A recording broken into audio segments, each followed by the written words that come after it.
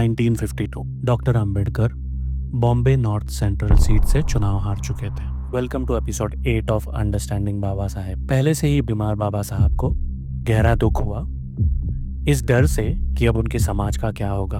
कुछ दिन बाद कांग्रेस विनिंग कैंडिडेट नारायण काजरोलकर बाबा साहब से मिलने उनके घर आए। काजरोलकर जो कभी बाबा साहब के जूनियर असिस्टेंट हुआ करते थे।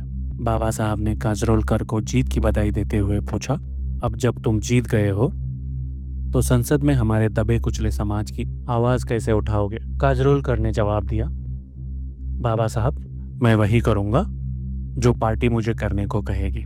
ये सुनते ही बाबा साहब कुछ नहीं बोले, बस उनके चेहरे पे एक अजीब सी मुस्कुराहट आ गई। काजरोलकर के जाने के बाद नानक चंद रत्तू और माई साहब ने हैरानी से पूछा, साहब आप उनकी बात सुनकर मुस्कुरा क्यों रहे थे?